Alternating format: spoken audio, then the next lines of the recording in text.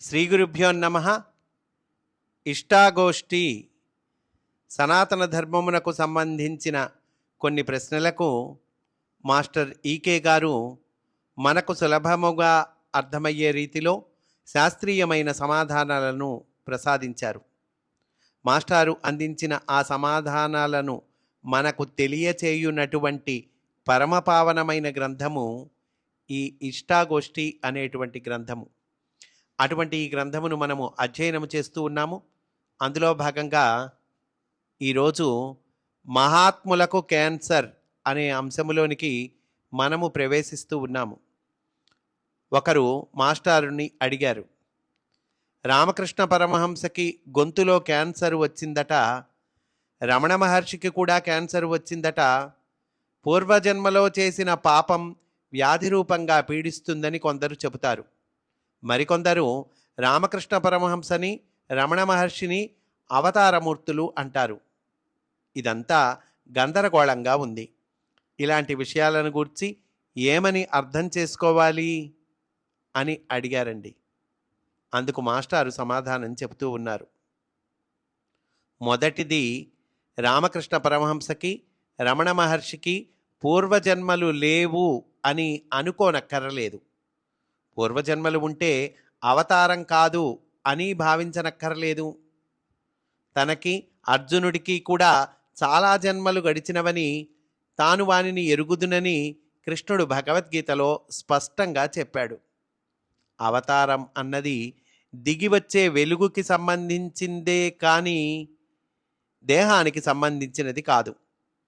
దేహం భౌతిక ద్రవ్యంతో ఏర్పడి ఉన్నది కనుక దాని ధర్మాలు దానికి వర్తిస్తాయి. దాని కర్మను అనుసరించి అది పరిణామాన్ని చెందుతుంది. కరెంటు తీగ పాతది అయినప్పుడు తిన్నగా ప్రసారం కాదు. ఇంకా కరెంటు గొప్ప ఏమున్నది అనరాదు. దేహం ధర్మసాధకమైన ఒక పనిముట్టు. దానికి కలిగిన పరిణామాలకి ఆ దేహంలో నివాసమున్న అవతారమూర్తి అయిన వెలుగుకి ఏమీ సంబంధం లేదు. అంటే ఈ దేహము అనేటువంటిది ఒక పనిముట్టండి. ఈ దేహధర్మం ఎవరికైనా తప్పదు. ఇక పూర్వజన్మకృతమైన పాపం వ్యాధి రూపంలో పీడిస్తుంది అన్న విషయం సత్యమే, కానీ అది దేహంలో ఉన్నవాడు పీడింపబడే స్థితిలో ఉన్నప్పుడు మాత్రమే సత్యమవుతుంది. రమణ మహర్షి దేహానికి వ్రణం కలిగినప్పుడు ఆయన పీడింపబడలేదు అన్న విషయం అందరికీ తెలిసిందే. అంటే ఆయనకి కూడా వ్రణం కలిగింది, కానీ ఆయన పీడింపబడలేదండి. వ్రణమైతే వచ్చింది, దానిని ఆపరేషన్ చేసేటప్పుడు కూడా ఆయన పీడింపబడలేదు. మత్తుమందు అక్కరలేకుండానే ఆయన ఆపరేషన్ చేయించుకున్నారు. ఆపరేషన్ చేస్తూ ఉన్నంతసేపు తాను ఆ భాగంలో ఉండటం మానివేశారు. ఏమిటండి ఆయన ప్రత్యేకత? ఆయన పీడింపబడలేదు. ఎందుకనండి? తాను ఆ భాగంలో ఉండటం మానివేశారు అని చెప్తున్నారండి. ఇది అప్పటి వారు కళ్ళారా చూచినదే. ఇక బాధపడేవారికి వ్యాధులు పూర్వజన్మకృత పాపం వల్ల కలుగుతాయి, కానీ అందరికీ కాదు. వ్యాధులు అందరికీ ఒకే కారణం వల్ల కలుగవు. కర్మబద్ధులైన వారికి పూర్వజన్మ వల్ల కలుగుతాయి. సిద్ధపురుషులకు వేరే కారణాల వల్ల కలుగుతాయి. వారు చేసిన ఆధ్యాత్మిక సాధన వలన ప్రాణమయ శరీరంలో జరిగిన మార్పులకు భౌతిక శరీరం ఒక్కొక్క పరిస్థితులలో వ్యాధిగ్రస్తం అవుతుంది. జీవుడు భౌతిక శరీరాన్ని అనేక పర్యాయాలు ధరిస్తూ వదులుతూ ఉంటాడు అనే సత్యం అనుభవానికి వచ్చాక కొందరు శరీర కర్మను గూర్చి అంతగా పట్టించుకోరు. కొందరు యోగాభ్యాసం వల్ల శరీరాన్ని కూడా పరిశుద్ధి చేసుకోవటానికి కృషి చేస్తారు. కొందరికి దాని మీద అంత పట్టింపు ఉండదు. ఒక్కొక్కప్పుడు వారు అవతరించిన పని వలన కొందరికి దేహసేవ చేసుకునేందుకు తీరుబడి కూడా ఉండకపోవచ్చును. అప్పుడు శరీరం దాని కర్మ అది అనుభవించి తీరుతుంది. ఇక సిద్ధులకు అవతార పురుషులకు ఇలాంటి వ్యాధులు ఎందుకు రావాలి అనే ప్రశ్న ఉండదు. వారికి పూర్వజన్మ బంధం తొలగిపోయిన తర్వాత ఇంకా ఏ కర్మ వలన ఇలాంటి వ్యాధులు కలుగుతాయి అన్నది ఒక ప్రశ్న. ఏమండి పూర్వజన్మ కర్మ తొలగిపోయిందని అనుకుందాం, అప్పుడు ఇంకా వ్యాధి ఎందుకు కలుగుతుంది? ఒక్కొక్కప్పుడు ఆ సిద్ధుడు దేహం ధరించిన జాతికి సంబంధించిన కర్మ అతని దేహం ద్వారా వ్యక్తమై ఇలాంటివి జరుగుతాయి. ఆ జాతికి సంబంధించిన కర్మను వీళ్ళు వాళ్ళ నెత్తిన వేసుకుంటారండి.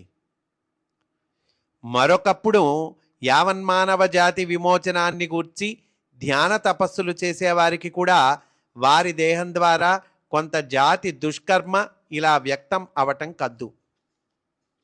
మరొకప్పుడు తమను ఆశ్రయించి ఉన్న వారి దుష్కర్మ కూడా ఈ విధంగా వ్యక్తమై పరిష్కారం జరుగుతుంది. ఒక పెద్ద సంస్థని ఆశ్రయించుకొని ఉన్నవాడు ఒక తప్పు చేస్తే ఆ సంస్థ యజమాని క్షమాపణ చెప్పుకోవలసి రావడం లోకంలో మనం చూస్తూనే ఉన్నాము. ఇది కూడా అటువంటిదే. వారి అవతార తత్వానికి దీని వలన ఏ విధమైన లోపము కలుగదు. ఇతర మానవులు ఆశ్రయించేది దేనికోసమో అదే వారి జీవిత పరమార్థం.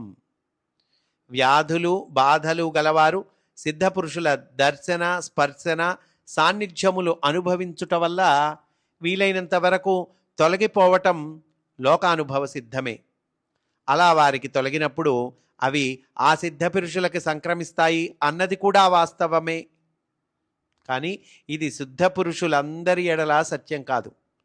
వారు వారు సాధించిన మార్గంలోని సంకల్పాన్ని బట్టి ఉంటుంది. ఒక్కొక్క యోగసిద్ధుడు రోగార్తులను ఆశీర్వదిస్తూ అది తాను స్వీకరిస్తున్నాను అని నమ్ముతాడు. ఇలా నమ్మటం అతనిలో మిగిలి ఉన్న అహంకారాన్ని సూచిస్తుంది. అంటే ఒక్కొక్క సిద్ధపురుషుడు ఏం చేస్తాడండి, ఈ రోగార్తులలో ఉన్న రోగాన్ని నేను స్వీకరిస్తున్నాను అనుకుంటాడు. నేను అనుకుంటున్నాడు కదండి, నేను చేస్తున్నాను, నేను స్వీకరిస్తున్నాను అనుకుంటున్నాడుగా. అందువల్ల అది అతనిలో ఉన్న అహంకారాన్ని సూచిస్తుంది, మిగిలి ఉన్న అహంకారాన్ని సూచిస్తుంది అంటున్నారు. మరి ఒక సిద్ధపురుషుడు తనలో పరమాత్మ నామం వల్ల రోగార్తుల బాధలు తొలగిస్తాడు.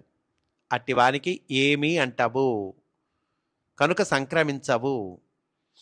ఇంకో సిద్ధపురుషులు అతనేమనుకుంటారండి, నాలో ఉన్న భగవంతుడు, ఆ భగవంతుడు వీళ్ళ బాధలు తొలగిస్తున్నాడు అని అనుకుంటాడు. అందువల్ల అతనికి ఏమీ అంటవు, సంక్రమించవు. యేసుక్రీస్తు మున్నగవారు ఈ తరగతి వారు. పై 2 తరగతులలో మొదటి తరగతి వారు బట్టలుతికి ఆ నీళ్లు ఒక తొట్టెలోనికి పట్టినట్లు చేస్తున్నారు. మరొక తరగతి వారు విద్యుత్ ప్రసారాన్ని రాగితీగలో ప్రసరింపచేసినట్లు చేస్తారు. మొదటి తరగతి వారి సంకల్పం వల్ల బాధలు వారికి సంక్రమిస్తాయి. ఈ తొట్టిలోకి పట్టినట్లు అంటే ఆ మురికి నీళ్లు తొట్టిలోకి పట్టినట్లుగా చేస్తున్నారు కదండి, అందువల్ల వాళ్ళకి బాధలు సంక్రమిస్తాయి. ఇక 2వ తరగతి వారి సంకల్పం వల్ల తమలో నుండి ప్రవహించి సూర్యరశ్మి ద్వారా అంతర్యామిలోనికి అందిస్తాయి.